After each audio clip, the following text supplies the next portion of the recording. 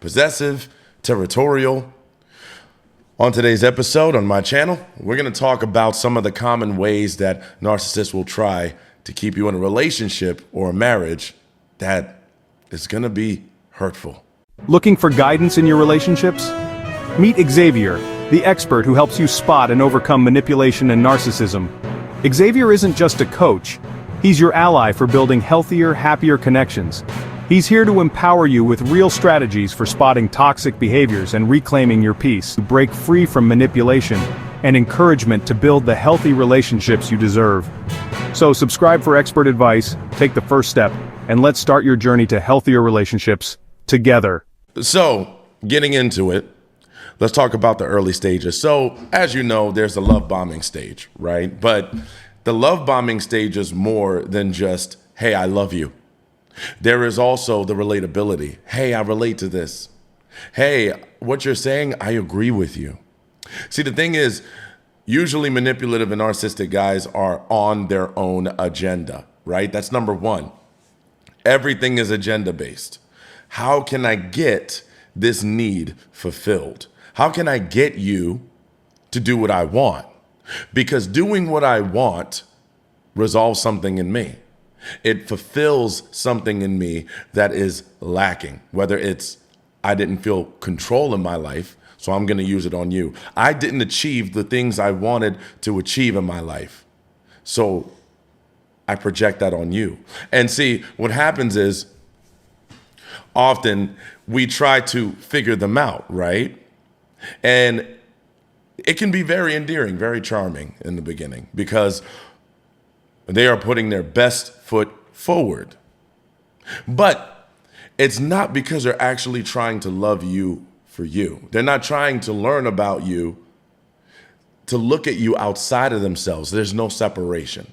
It's all about how can I pull off the right amount of moves as quickly as possible so that you will buy in to me.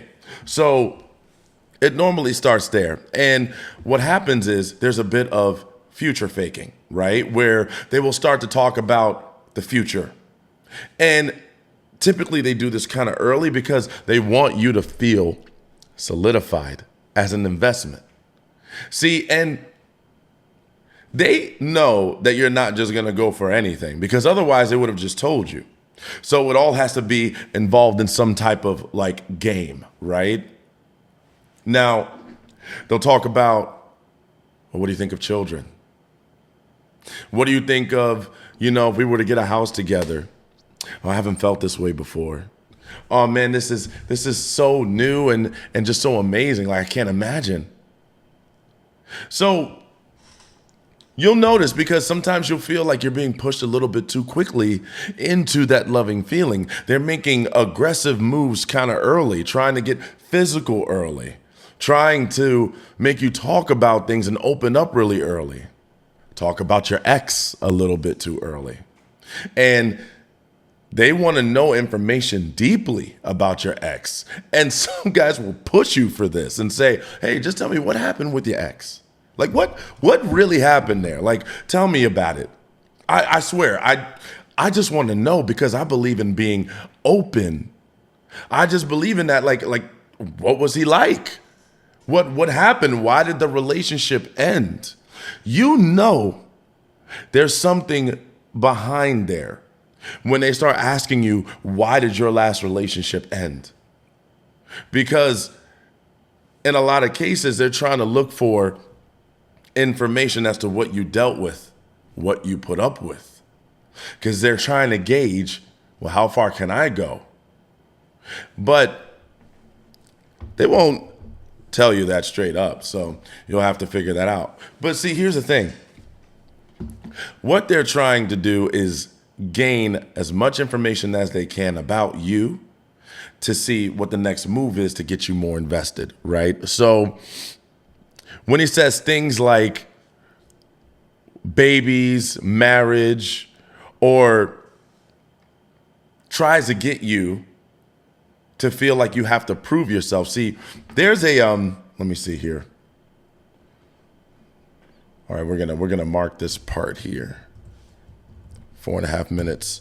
So I got to note this down because I'm new to this, but follow with me here. So, proof of love. You got to be careful about this one, because proof of love, and what I mean by that is he starts to set you up where you feel like you have to start showing qualities that show that you are capable of being a good partner. And see, a lot of people get into this trap, right? This is a man and woman thing. It's the Captain Sava mentality that they're trying to make you feel like they need to be saved. Oh, well, I've been hurt before. You know, my ex, she was so terrible, she hurt me, and I'm just such a good guy. I love so deeply. You know, and she hurt me, and no one has treated me good. This is all it's a rouse, it's an act to make you feel like, oh, well, I gotta show him that I'm better than the last person. He's already set you up where you feel like you have to show him that you're better than someone else, that he's lying about the story of, potentially. So you shouldn't have to be better than his ex.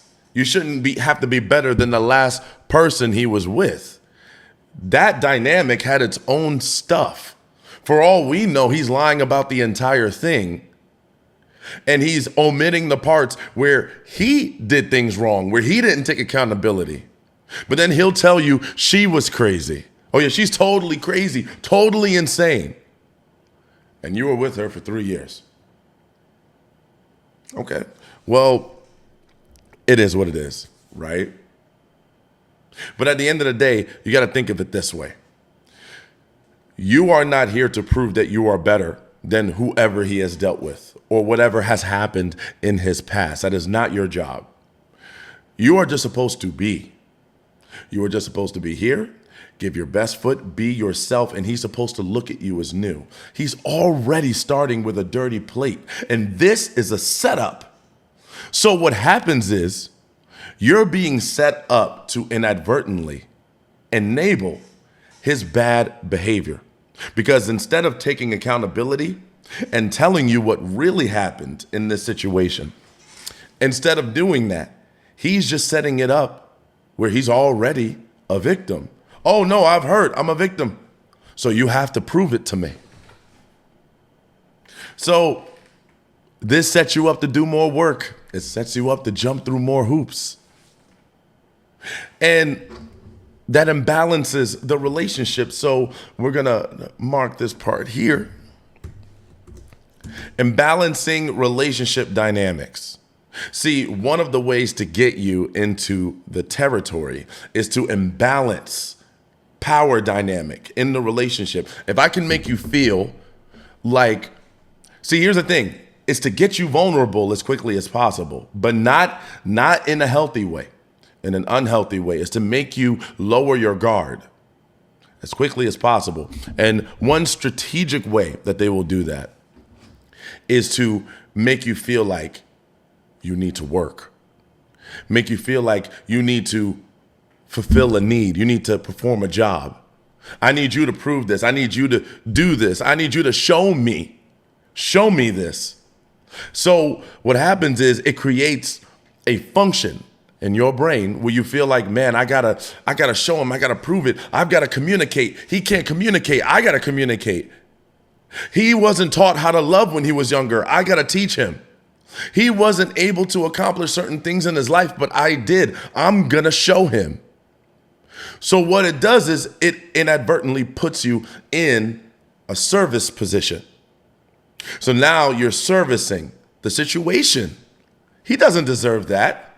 What did he do for you to say that he deserves to be serviced? But that's the game, right? Because what's going to happen is he's going to start to paint this picture as if down the road, there's going to be a light at the end of the tunnel. Oh, you're so great. I never met a woman that could do this for me. I never met someone that can make me feel like this and that can show me the way. Before you, I never knew these things. Yeah, right. Now, here's the thing. Hey, he might be telling the truth, but the odds that he used the same method, the same bait and switch method, and no one else bought into it, come on. We weren't born last night. And see, that's why you come to my channel, because this is the We Weren't Born Last Night channel. I'm Xavier, and I'm from Queens, New York, okay? So here's the thing, though. It imbalances power dynamic. It not only, because think about it, it's actually crafty, right? It's tactical. He gets you more invested than him.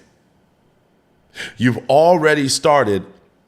I'm going to repeat that one more time. He gets you more invested than him. What do we know about humanity and society? The more work you do for something, typically the more you value it.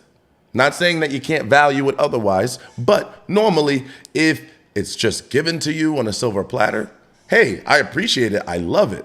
But if I have to work my behind off for this, then more than likely I'm gonna feel like, man, I gotta do everything I can to keep it. You see? So some of us think, oh, well, man, I just really love this person. I just have so many feelings. I can't just walk away from them. When in actuality, you've been set up from the get-go to work overtime. By him using the story of I haven't had good yet, I haven't had quality yet, and I need to be shown that because I'm helpless. Go to therapy. Go to counseling, go to coaching. There's so many resources for you to learn yourself. So ladies, what I would say is that's an opportunity, right, to push back. Okay, you didn't heal from that. What's your therapy?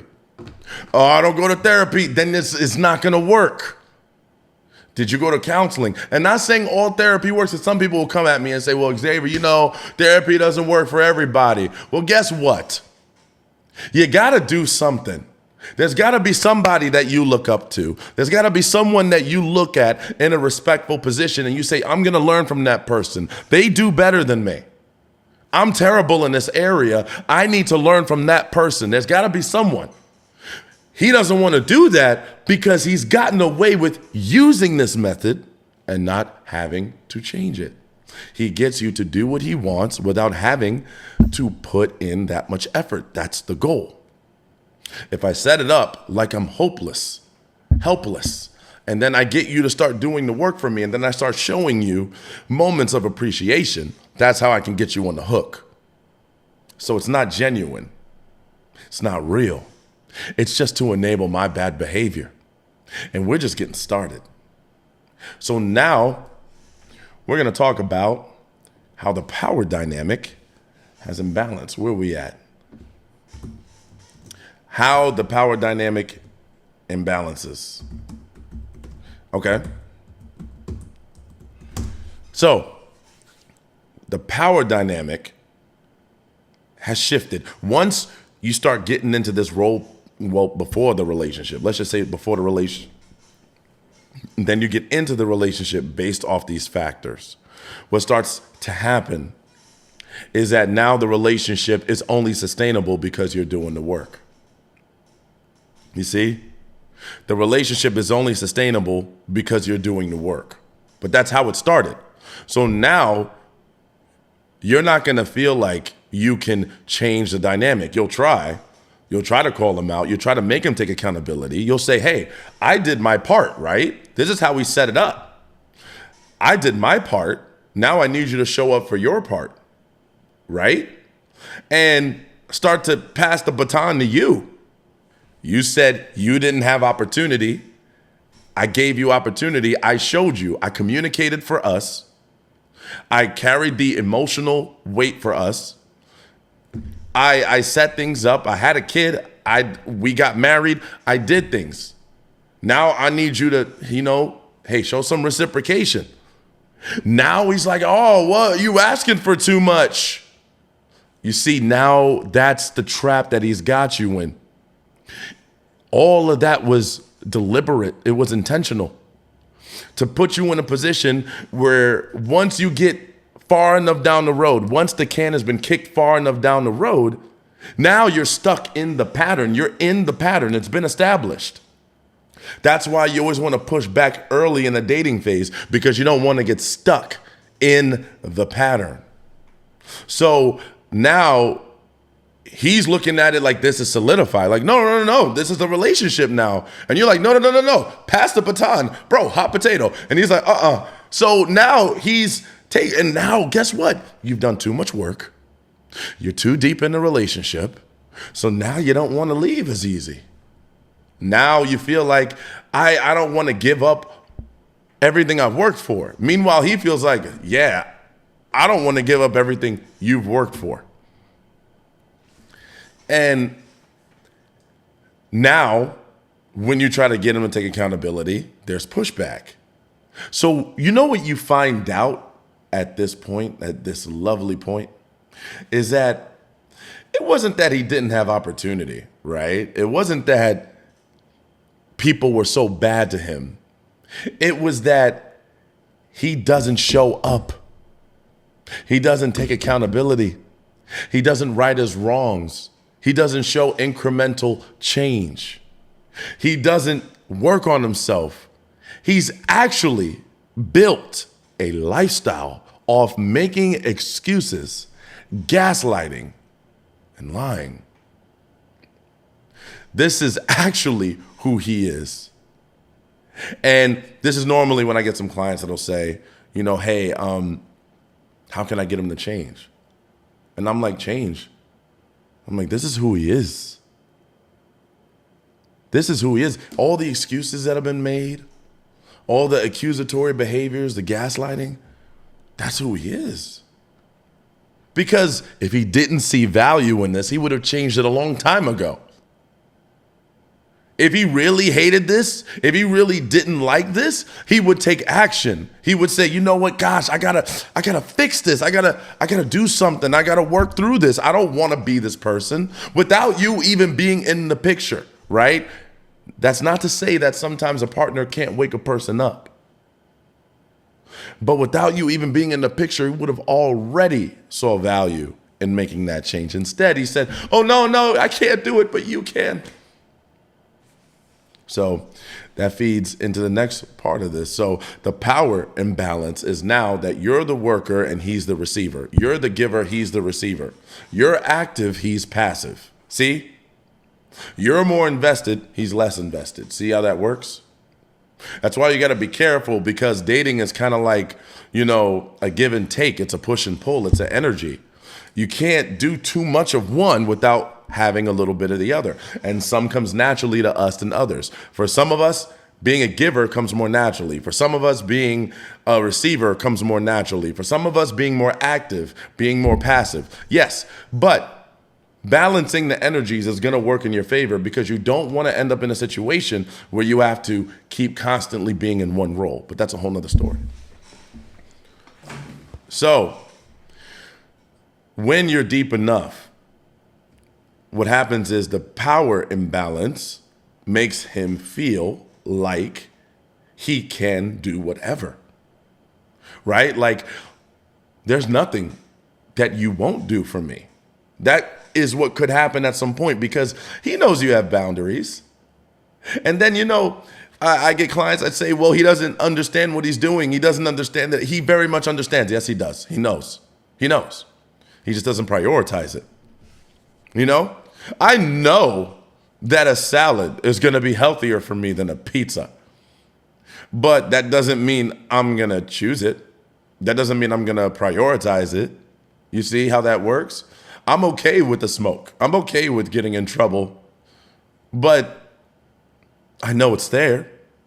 And then you could say, well, maybe it's because stuff happened to you when you were younger and now you're addicted to pizza. No, it doesn't work like that. My body is very unforgiving. If I eat that pizza for the next 3 months instead of a salad, my body doesn't care what I went through. See, that's the thing. I'm not saying that people don't go through things, but we got to look at what happens. No matter what, there's a result of the action. People prioritize what they want. So what he will do is he'll start testing your limits now, because he knows you've gone past certain boundaries. But because he's already putting you in work mode, he's probably already getting very attached to the fact that you're crossing your own boundaries, the things you don't like, the things you say no to, because you tell them. I'm sure you do. I'm sure you tell them, and you're like, I don't like this. This doesn't feel good. I'm not happy. I feel like we keep going through this. I'm sure that you've told them this, right? Because, hey, I think you're vocal. Most of my clients are vocal. But he's not listening because he's so fixated on the agenda, which we talked about in the beginning, which is to get you to do as much as he wants.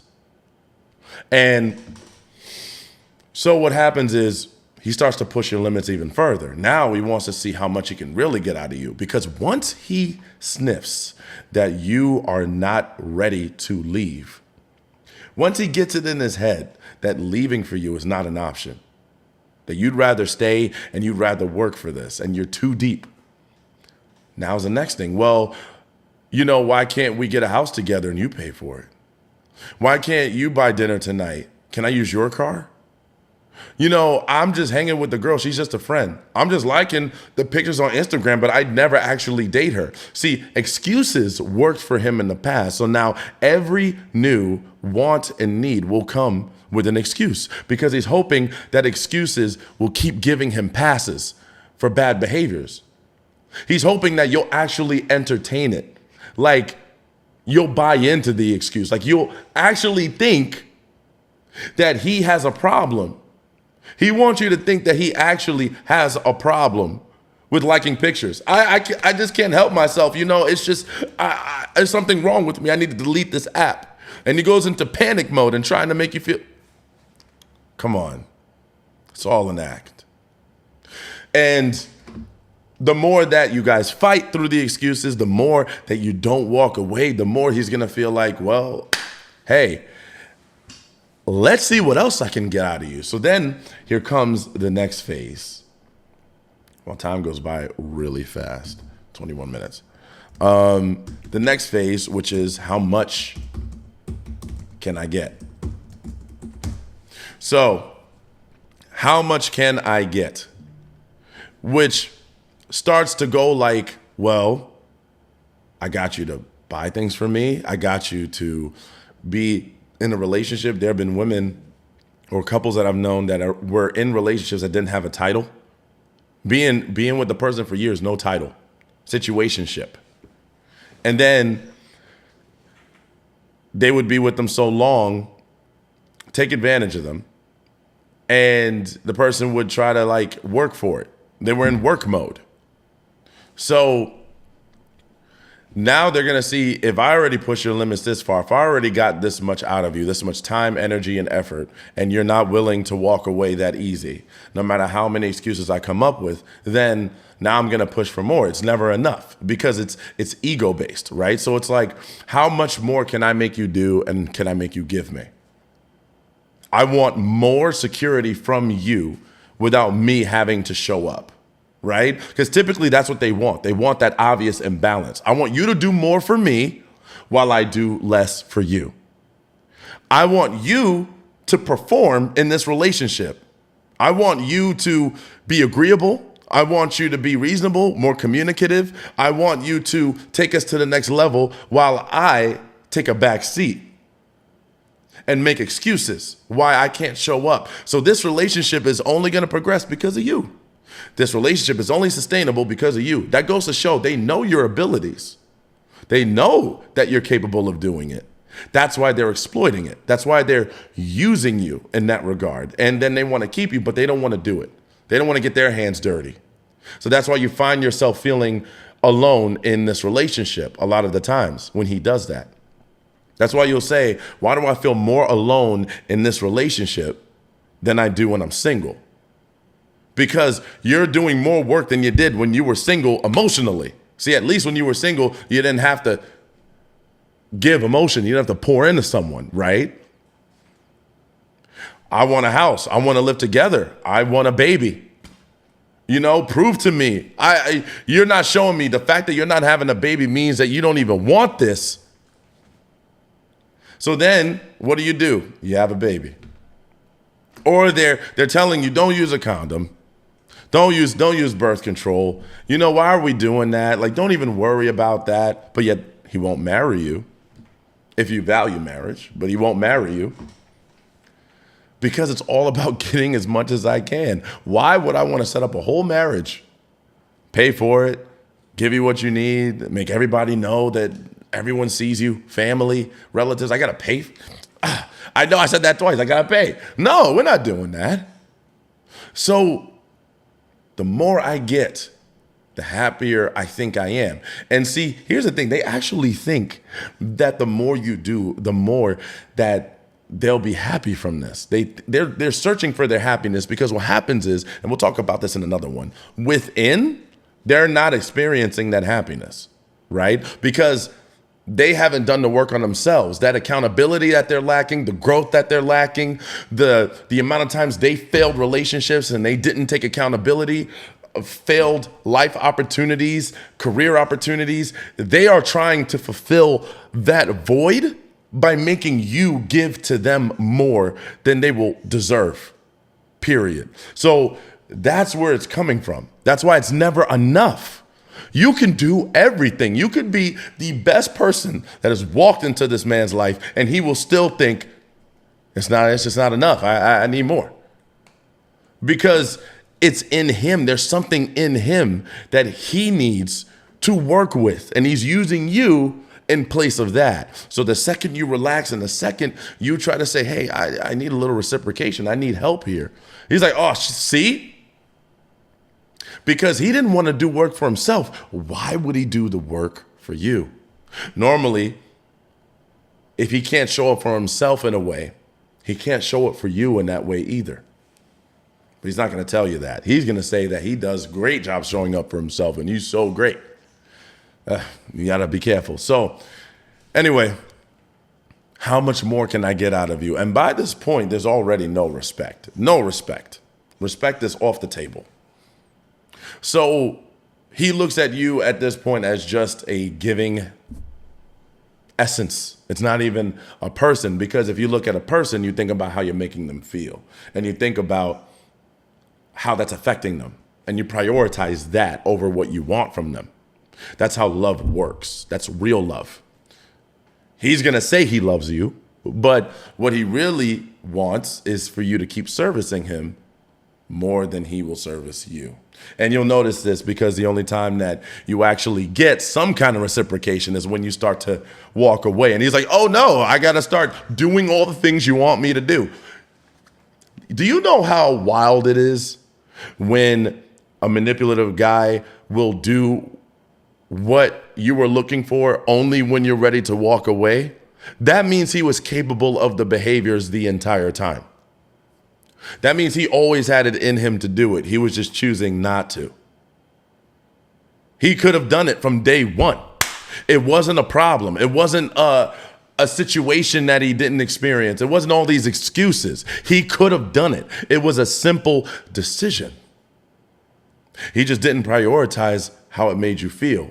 See, even in that moment, he's not prioritizing how it makes you feel, because when you're walking away, he's thinking about what he's going to lose. So he's still prioritizing how he feels. And he's saying, I'm willing to do what you want for me. So that means he's able to do it for you. It's just that he's more worried about doing it for himself. So if you put things in the category of, hey, the more you get benefit, if you do this, more likely he'll jump through hoops for you. But see, that's a whole nother conversation. So he's just going to keep asking for more. So let's go to the next section here, 28 minutes, asking for more. And please don't forget to like, share, subscribe. We are exposing toxic, manipulative, narcissistic behaviors across the board. We are going to fix marriage. We're going to fix relationships, fix dating, and I'm going to make sure that you get what you need, just like I have for thousands of people across the world. Okay, so next step, asking for more. It's never going to be enough. I hate to say it. It will never be enough. You can never communicate enough, say I love you enough, give enough. I've heard some women tell me, well, he wanted a baby, so I did that. And I thought that he would stick around more. He doesn't stick around the house. He said, I want another baby. The complete opposite happens. See, the love that he'll have for you is not really going to come from what you give like that. It's going to be when he loves you for the fact that you were you. Now, don't get me wrong, that comes with effort, right? But it's not going to be like, I love you on the condition that you give me X, Y, Z at all times. You give me this next thing. It's going to be, I love you regardless. And everything else is a bonus, right? So I love you as a person. I love you for you, because what if you can't have babies? You see? So I'm still gonna love you because I love you. But he's not thinking like that. It's transactional. And what do we know? Eventually the transactions are gonna run out. There's only but so much you can give. And then if he's looking at you from a superficial lens, then he can look at others from that lens. That's not special. Superficial is something a lot of people can provide. So surface level, superficial, whatever you want to call it. So you'll think that giving more is the way to go. And that could be a result of the fawn response, the giver personality. Those are things that can actually feed into this. But what that does is it traps you even more. It traps you. And he'll know this. He knows this. When you guys are sleeping together, when you guys are doing the act, when you guys are talking about the future, he knows that all this is going to do is put you in a trap position. Especially if he sees your light. If he sees how much you are capable of, how smart you are, how people react to you, your career, your goals, your ambitions, how you take care of yourself, how meticulous you are. When he sees those things and he sees that it's something he doesn't have in his life, he immediately thinks, I got to keep that. I got to keep you. Not, I need to love you the way that you want to be loved. So then it becomes this perpetual loop of, I need more and more. And then at some point, when you want to cut it off, when you want to say, hey, I need at least some decency, some respect. Nope. He's not going to give it. And this is where you guys end up in chaos. So anyway, that is it for our time today. Hopefully you got some value out of this. We will definitely be talking more.